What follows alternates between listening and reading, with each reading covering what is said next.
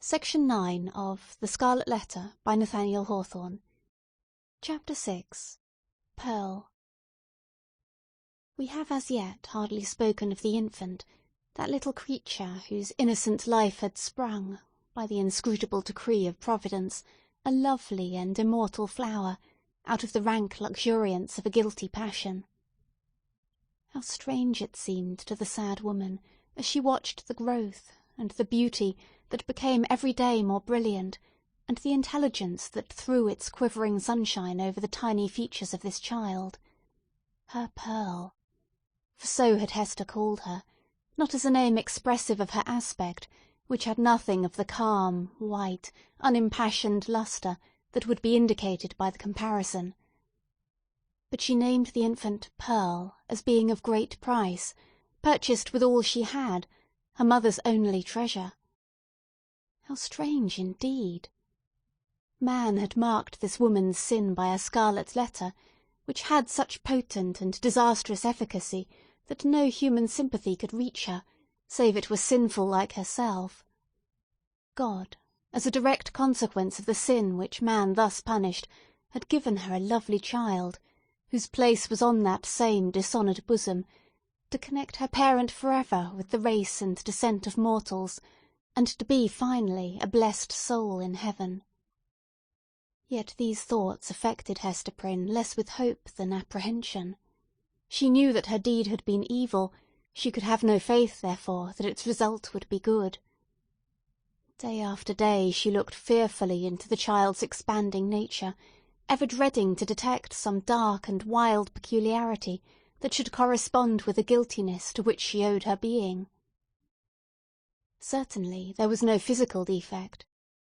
By its perfect shape, its vigour, and its natural dexterity in the use of all its untried limbs, the infant was worthy to have been brought forth in Eden, worthy to have been left there to be the plaything of the angels after the world's first parents were driven out. The child had a native grace which does not invariably coexist with faultless beauty. Its attire, however simple, always impressed the beholder as if it were the very garb that precisely became it best. But little Pearl was not clad in rustic weeds. Her mother, with a morbid purpose that may be better understood hereafter, had bought the richest tissues that could be procured, and allowed her imaginative faculty its full play in the arrangement and decoration of the dresses which the child wore before the public eye. So magnificent was the small figure, when thus arrayed, and such was the splendour of Pearl's own proper beauty, shining through the gorgeous robes which might have extinguished a paler loveliness, that there was an absolute circle of radiance about her on the darksome cottage floor. And yet a russet gown, torn and soiled with the child's rude play, made a picture of her just as perfect. Pearl's aspect was imbued with a spell of infinite variety. In this one child there were many children, comprehending the full scope between the wild-flower prettiness of a peasant baby and the pomp, in little, of an infant princess. Throughout all, however, there was a trait of passion, a certain depth of hue which she never lost. And if, in any of her changes, she had grown fainter or paler, she would have ceased to be herself; it would have been no longer Pearl. This outward mutability indicated, and did not more than fairly express, the various properties of her inner life. Her nature appeared to possess depth too, as well as variety, but, or else Hester's fears deceived her, it lacked reference and adaptation to the world into which she was born. The child could not be made amenable to rules. In giving her existence, a great law had been broken, and the result was a being whose elements were perhaps beautiful and brilliant, but all in disorder, or with an order peculiar to themselves, amidst which the point of variety and arrangement was difficult or impossible to be discovered. Hester could only account for the child's character, and even then most vaguely and imperfectly, by recalling what she herself had been, during that momentous period when Pearl was imbibing her soul from the spiritual world, and her bodily frame from its material of earth. The mother's impassioned state had been the medium through which were transmitted to the unborn infant the rays of its moral life, and, however white and clear originally, they had taken the deep stains of crimson and gold, the fiery lustre, the black shadow, and the untempered light of the intervening substance. Above all, the warfare of Hester's spirit at that epoch was perpetuated in Pearl. She could recognise her wild, desperate, defiant mood, the flightiness of her temper, and even some of the very cloud shapes of gloom and despondency that had brooded in her heart. They were now illuminated by the morning radiance of a young child's disposition, but later in the day of earthly existence might be prolific of the storm and whirlwind. The discipline of the family in those days was of a far more rigid kind than now. The frown, the harsh rebuke, the frequent application of the rod, enjoined by scriptural authority, were used not merely in the way of punishment for actual offences, but as a wholesome regimen for the growth and promotion of all childish virtues. Hester Prynne, nevertheless, the loving mother of this one child, ran little risk of erring on the side of undue severity.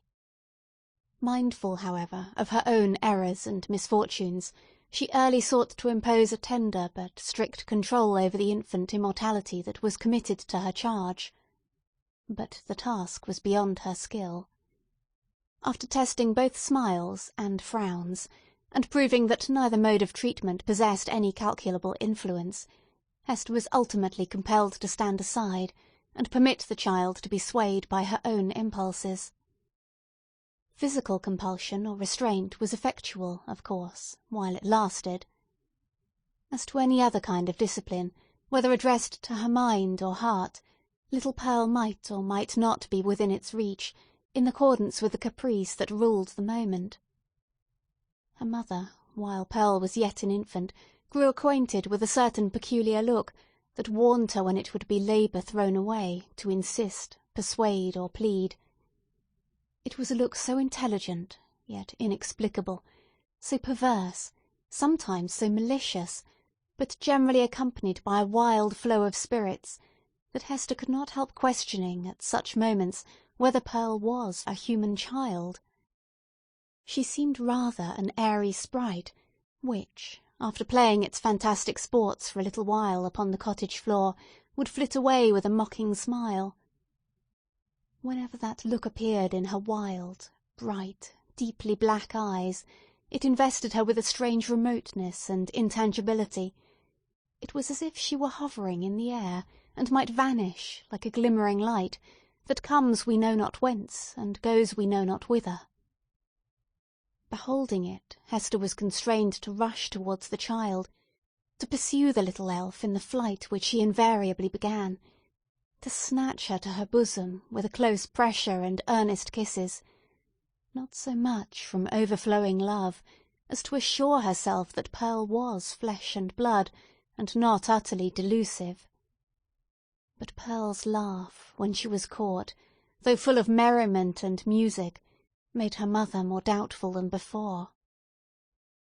Heart-smitten at this bewildering and baffling spell, that so often came between herself and her sole treasure, whom she had bought so dear, and who was all her world, Hester sometimes burst into passionate tears.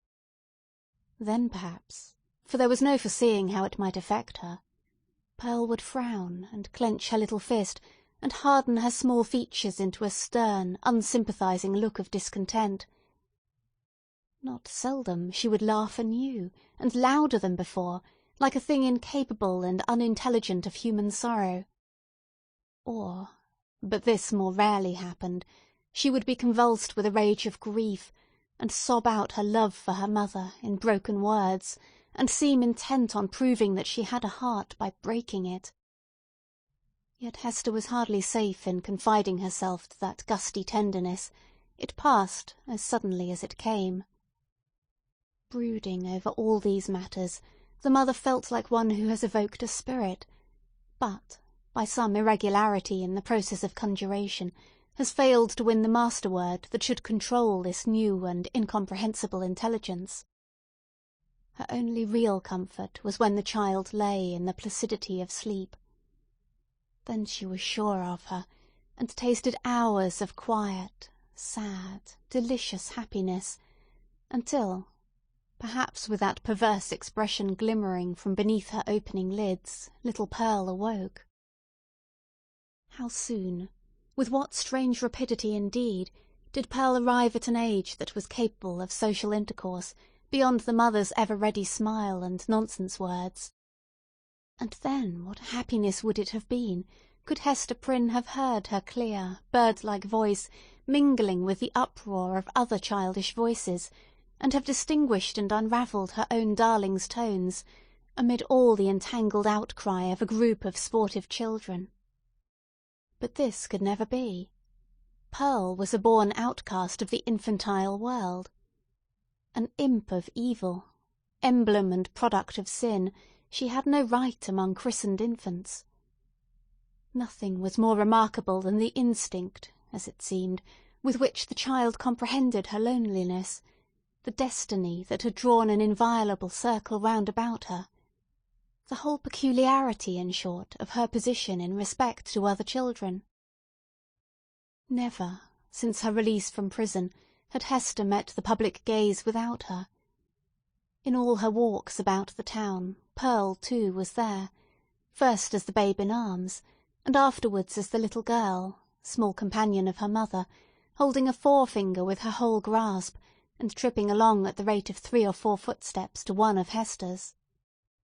She saw the children of the settlement, on the grassy margin of the street, or at the domestic thresholds, disporting themselves in such grim fashion as the puritanic nurture would permit, playing at going to church perchance, or at scourging Quakers, or taking scalps in a sham fight with the Indians, or scaring one another with freaks of imitative witchcraft.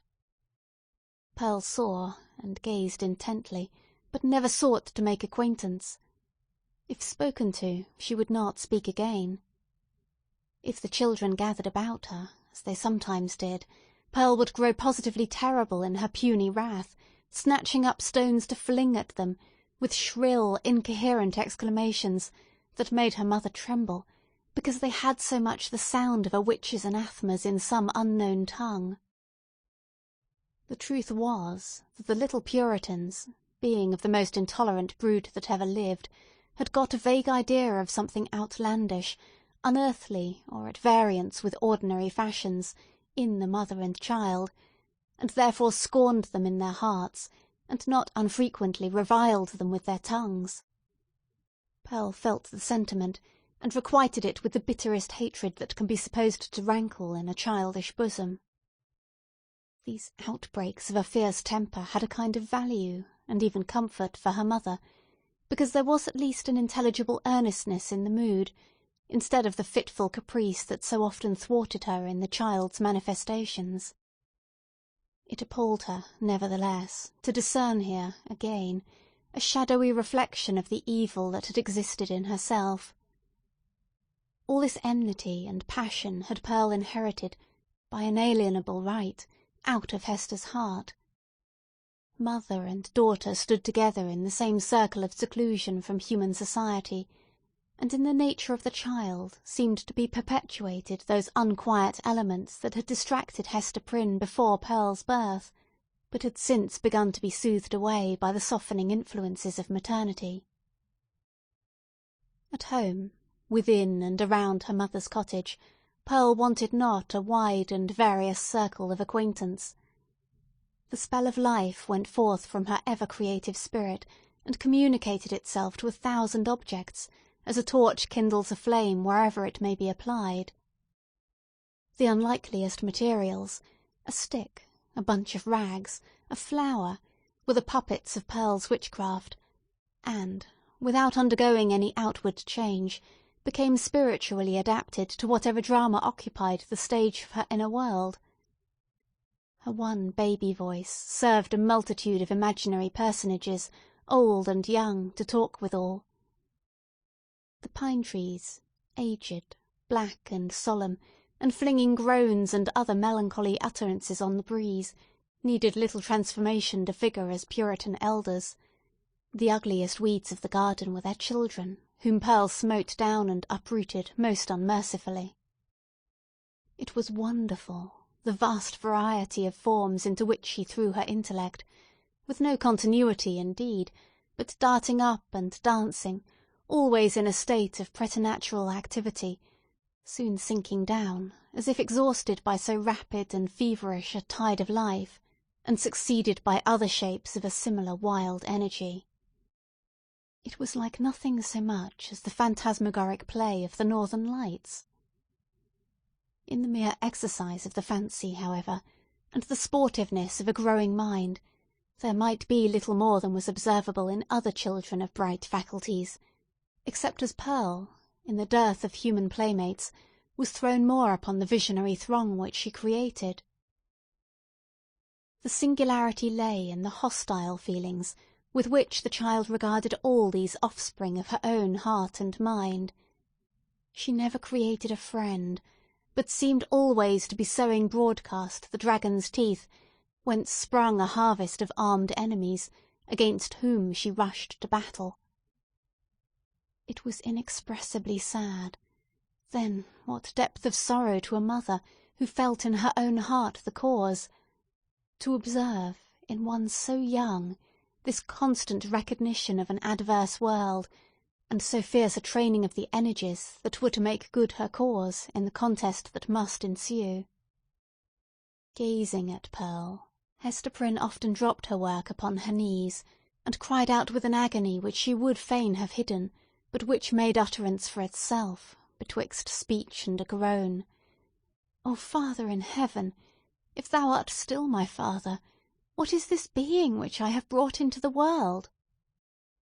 And Pearl, overhearing the ejaculation, or aware, through some more subtle channel, of those throbs of anguish, would turn her vivid and beautiful little face upon her mother, smile with sprite-like intelligence, and resume her play.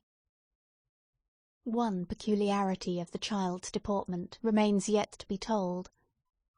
The very first thing which she had noticed in her life was what? Not the mother's smile, responding to it as other babies do, by that faint embryo smile of the little mouth, remembered so doubtfully afterwards, and with such fond discussion whether it were indeed a smile. By no means. But that first object of which Pearl seemed to become aware was—shall we say it?—the scarlet letter on Hester's bosom.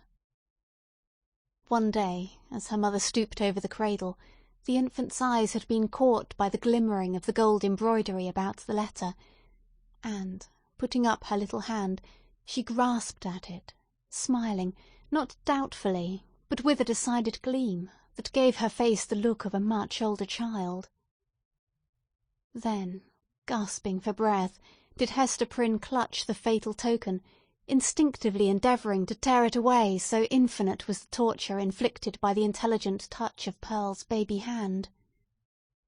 Again, as if her mother's agonized gesture were meant only to make sport for her, did little Pearl look into her eyes and smile. From that epoch, except when the child was asleep, Hester had never felt a moment's safety, not a moment's calm enjoyment of her. Weeks, it is true, would sometimes elapse, during which Pearl's gaze might never once be fixed upon the scarlet letter, but then again it would come at unawares, like the stroke of sudden death, and always with that peculiar smile and odd expression of the eyes. Once this freakish, elvish cast came into the child's eyes, while Hester was looking at her own image in them, as mothers are fond of doing, and suddenly, for women in solitude and with troubled hearts are pestered with unaccountable delusions, she fancied that she beheld, not her own miniature portrait, but another face in the small black mirror of Pearl's eye. It was a face fiend-like, full of smiling malice, yet bearing the semblance of features that she had known full well, though seldom with a smile, and never with malice in them. It was as if an evil spirit possessed the child, and had just then peeped forth in mockery. Many a time afterwards had Hester been tortured, though less vividly, by the same illusion. In the afternoon of a certain summer's day, after Pearl grew big enough to run about, she amused herself with gathering handfuls of wild flowers and flinging them, one by one, at her mother's bosom, dancing up and down like a little elf whenever she hit the scarlet letter. Hester's first motion had been to cover her bosom with her clasped hands.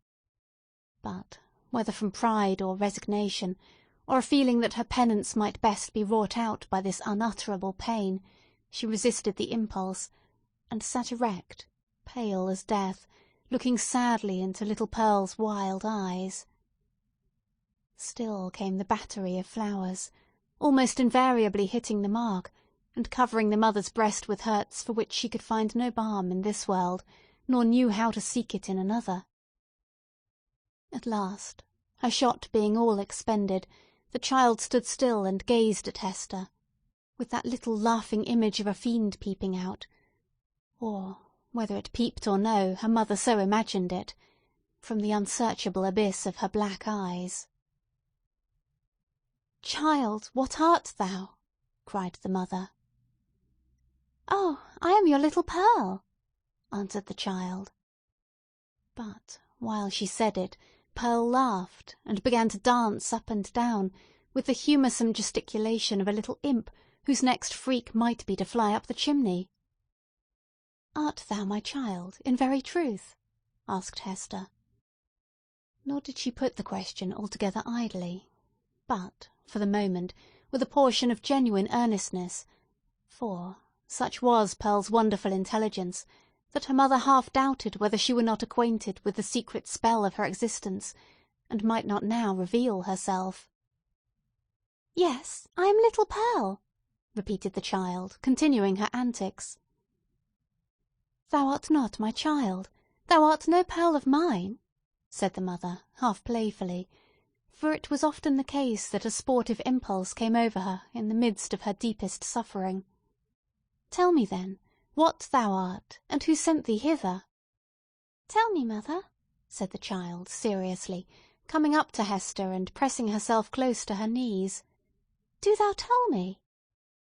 "Thy heavenly Father sent thee," answered Hester Prynne. But she said it with a hesitation that did not escape the acuteness of the child. Whether moved only by her ordinary freakishness, or because an evil spirit prompted her, she put up her small forefinger and touched the scarlet letter. "He did not send me!" cried she positively. "I have no heavenly Father." "Hush, Pearl, hush! Thou must not talk so," answered the mother, suppressing a groan. "He sent us all into this world. He sent even me, thy mother. Then, much more, thee. Or if not, thou strange and elfish child, whence didst thou come?" "Tell me! Tell me!" repeated Pearl, no longer seriously, but laughing and capering about the floor. "It is thou that must tell me!" But Hester could not resolve the query, being herself in a dismal labyrinth of doubt. She remembered, betwixt a smile and a shudder, the talk of the neighbouring townspeople, who, seeking vainly elsewhere for the child's paternity, and observing some of her odd attributes, had given out that poor little Pearl was a demon offspring, such as, ever since old Catholic times, had occasionally been seen on earth through the agency of their mother's sin, and to promote some foul and wicked purpose. Luther, according to the scandal of his monkish enemies, was a brat of that hellish breed, nor was Pearl the only child to whom this inauspicious origin was assigned among the New England Puritans. End of Section 9.